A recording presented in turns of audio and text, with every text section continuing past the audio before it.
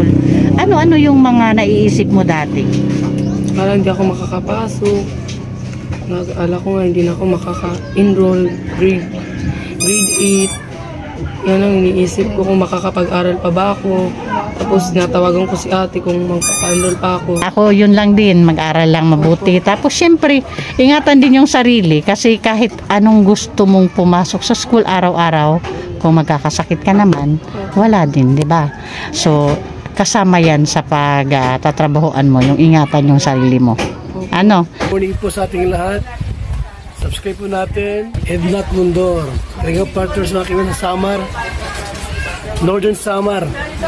Ayan. Salamat po mga kalinga. Thank you po, Kuya Val. Salamat. Sa bawat sulok ng Northern Samar, may kamay na handang pumalalay. Joey the Great at kanyang kasama. Kasama sila at Nakanoyanski TV, Nelson TV, officially Mix TV. Good noon po sa inyong lahat mga kanaynays, kalinga partners.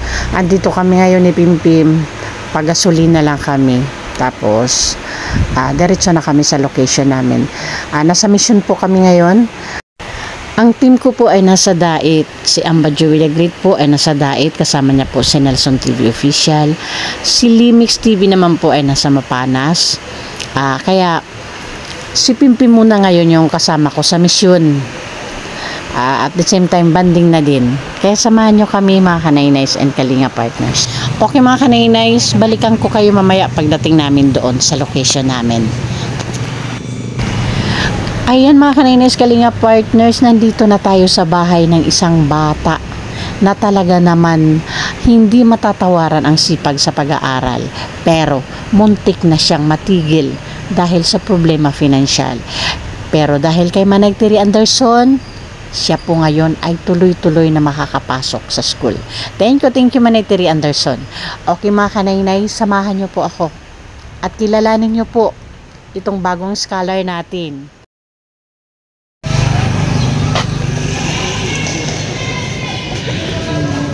Maupay. Gandang hapon po. Pwedeng mangistorbo sandali. Thank you. Hello. Why you look so pretty today? May mga ano pa talaga. Girl na girl. Ay, hiram ko lang ha. Ay, hiniram lang daw. Wawa naman to. Nang hiram ng ipit. Saan tayo pwede? Dito na lang. Okay. Okay.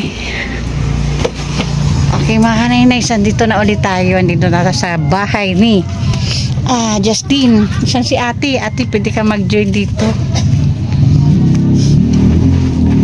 Ayun.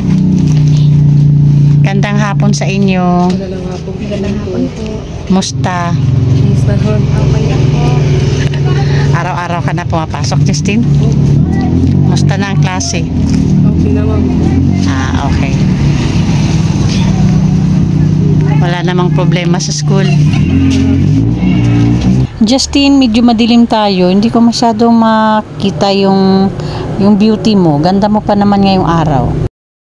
Ay, ayun, nagliwanag ang buhay. So, anong magkikwento mo sa amin sa unang linggo? 1 week pa lang yung klase mo o 2 weeks na? 2 weeks na po. Sa unang 2 linggo ng pagpasok mo sa school, kumusta? Masaya po kasi meron akong mga bagong kaibigan. Okay. Anong year ka na ngayon? Grade 9. Grade 9, ano? Okay. So may mga bagong classmates ka ngayon. Opo. Pero may mga nakasama kang classmate mo last year. Opo. Good. So, Justine, sa tingin mo bakit andito ako? Bigla lang po. Okay, Justine, yung mga gamit mo sa school, nabili mo ba lahat nung... Kailan ba yung pumunta ko dito? First week, ano? Ng June? Bago magpasukan, di ba? So nabili mo naman yung mga gamit mo. Good. Tapos yung uniform mo, okay naman. Hindi ka na umuulit na nalalabhan mo na. Ilang uniform ang mo ngayon? Pang-apat po. So may salit-salitan ka na talaga. So, Hindi mo na mararanasan yung paulit-ulit na isusuot na walang laba. Ah, okay, good. Okay mga kanainay, sa bago sa channel ko mga Kalinga Partners. Nung unang interview ko kasi kay Justin, doon po yung medyo nagulat ako sa kwento niya dati na nabubuli siya sa school dahil sa uniform niya. Yun nga, yung minsan madumi na, inuulit niyang isuot. So, sana talaga ngayon hindi mo na yan maranasan. Ano, Justin? Opo. Sa tingin mo, hindi ka na mabubuli dahil sa uniform mo na paulit-ulit ang suot? Hindi na po.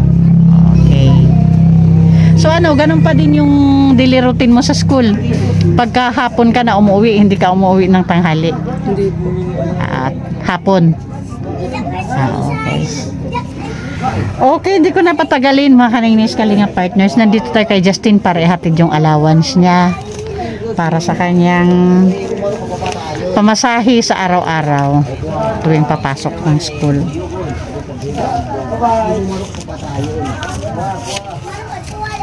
Okay, Justin, hindi ko na patagalin ha. Ayun. Manaytiri ito na, natin na natin yung pinadala mo kaninang umaga. Ito na, hinatid ko na ngayon. Actually, kanina pa dapat kami pupunta dito nung ma-receive ko yung, yung allowance mo. Kaya lang, naisip ko nasa school ka din, di ba? Tama? Okay, sabi ko hapon na lang. Tamang-tama yan yung mga alas 4, labasan sa school. So, kaya, nag-live muna ako, tapos saka na ako pumunta dito. So, sakto, manaytiri. At least pagdating ko dito, andito na talaga siya. Galing na siyang school. Hi, so Justin, ano masasabi natin kay Manaytiri? Maraming salamat po, Manaytiri. Magkano ba yan? 1,000 po. Oo, tulad ng napag-usapan, may 2K ka. Every first week of the month, meron ka para sa allowance mo sa the whole month mo. Mula na mawala mama niya, kayo yung close na dalawa. Kaso nga lang po, nagtrabaho din po kaya ako sa Maynila. Kumusta man, Anay Christine? Si Justin, sa kanyang pag-aaral, araw-araw ba siya nakapasok? Nahatid-hatid sundo naman po. Hatid sundo siya. Naino ni papa niya? Nang tatay ko po. Ng tatay mo? Kasi si tatay ko lang po ay may motor sa amin. So hindi yung tatay niya yung naghahatid sundo, yung tatay mo? Tatay ko po. Bakit andito lang din malapit yung tatay mo? Andito lang po. Tatay niya po kasi tawag doon, deliver ng isda po. Maaga po siyang umaalis. Okay. Sabay po sila ng kapatid ko. May kapatid ka din na nag-aaral doon, so sabay na silang naihahatid. Okay. Ano din? Kaedad mo din? Iba? Grade 7 po. Grade 7. Ikaw? Grade 9. Okay. So, ilang taon ka pa sa grade 9 hanggang 12, di ba ngayon? Hindi po. Parang 10? hanggang 10 na lang. Hanggang 10 lang, di ba? Mag-take daw ako ng exam. Wala nang senior high? Pag makapasa ako sa take ko exam. Okay. Ngayon lang yan na-implement? Okay. Pag makasali ako honor ngayong grade 9, ililipat ako sa model section, tapos pagka grade 10 namin, mag-exam, entrance exam kami para college na kami. Pero di ko lang kung makapasa. Hindi, ibig kong sabihin, tanggal na ba ang senior high? Upo, diri po tanggal pag mag-take ka exam, tapos makapasar ka. Okay, nag-gets ko na. So, pag grade 10, ano ka ngayon, grade 9? Pag grade 10 mo, kailangan mo mag-take ng exam. Pag pumasa ka dun sa exam na yun, hindi ka nadadaan ng senior high. Diretso ka na college. Uy, good. Ang galing Ngayon lang yan, Ay, buti naman. Saan ka naman magtitake ng na yan? Ng exam na yan?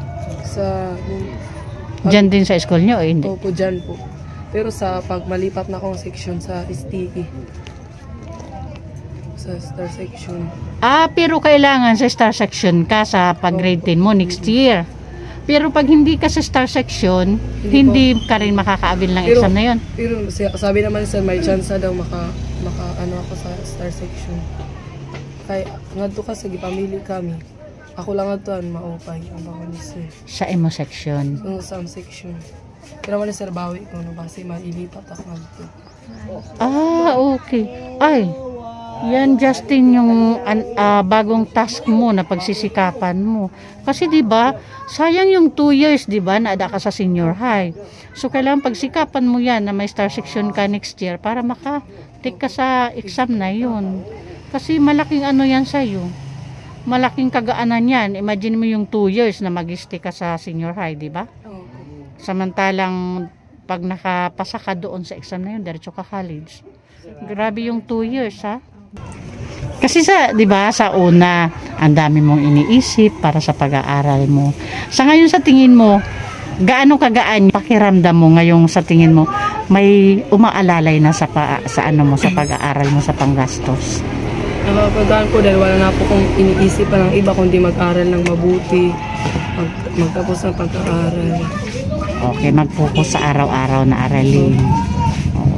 Dati ba Justin, nung nasa sitwasyon ka na halos lahat iniisip mo bago makapasok sa school, ano-ano yung mga naiisip mo dati?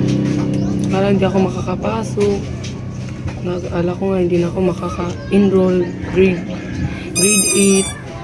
Yan ang iniisip ko kung makakapag-aral pa ba ako. Tapos natawagan ko si ate kung magpapa-enroll pa ako. Sinabi niya pa-enroll pa ako. Andito naman ako. Si ate Christine mo na. Basta mag-aral ka lang, ayusin mo. Nagtrabaho ko dito pang matulungan ka. Yan po. Sabi ni ate. So ibig sabihin kahit nung wala pa dito si ate Christine mo, siya talaga yung tinatawagan mo? Yung nanghiram po ko ng cellphone sa kaibigan ko. Tapos para tawagan si ka? ate. Tapos pag mayroong project, binibigyan niya ako. Si ate, dito lang para tumulong. Kaya pala no wonder kung bakit siya talaga yung pinili mong maging ano sa allowance mo. Kasi sa totoo lang, Nay Christine, nagulat ako nung unang, kasi hindi kita kilala dati eh. Nung unang mga interview ko sa kanya, hindi pa kita na-meet eh. Kaya nagulat ako nung sinabi niya na si ate na lang kasi hindi pa kita kilala nun. Kaya naman pala. Okay yun, hindi na ako magtatagal, Justin, yun na lang ha. Basta, ang pagkakasabi ng sponsor mo, tuwing first week, 1 ngayon, di ba? July 1 ngayon, oo. Of the month yun. Pupunta ko dito para sa allowance mo. Ha? Okay. Sana ako yun lang din, mag-aral lang mabuti. Tapos syempre, ingatan din yung sarili kasi kahit anong gusto mong pumasok sa school araw-araw, kung magkakasakit ka naman, wala din, di ba? So, kasama yan sa pagtatrabahoan mo, yung ingatan yung sarili mo. Ano? Okay, yun lang. Sige, ano ulit pa masasabi mo kay Manay Tiri? Maraming salamat po, Manay Tiri, sa yung pagiging mabuti. Ayan, Manay Tiri, tulad ng sabi ni Justin, sobrang nabawasan yung isipin niya. Ngayon, ang kailangan niya lang gawin ay mag-focus sa kanyang mga aralin araw-araw at pumasok sa school araw-araw bilang part ng isang estudyante. Okay, mag-thank you muna ako sa ating mga sponsors na palaging andyan para makiisa sa ating advocacy. Of course, Manay Tiri Anderson, Ma'am Hawaii, Sis Bit Jones, Miss Erin Debi, Kalingap Vlog Race, Kay Ima Vlog, Sis Marcelina Fedorovics, Sis Clara Zan Malinika, and Ma'am Beverly Prince. So, thank you po. And pa-support din po ng ating founder, ng ating ama ng Kalingap, Kuya Val Santos Matubang, Ate Ina Vlogs, and Kalingap Rab para po sa patuloy na paglingap. And palambing din po, please support the Great Timor Rainon. Super crueling po yung aming mga views dito. Pa-support po, headed by our Ambadju with the Great, ang inyong lingkod po, Kanaynay Edna Condor, Yansky TV, Nelson TV Official, Limix TV, Rina TV Official, Annabelle Lipata Vlogs, and Biyahing King. Thank you so much po.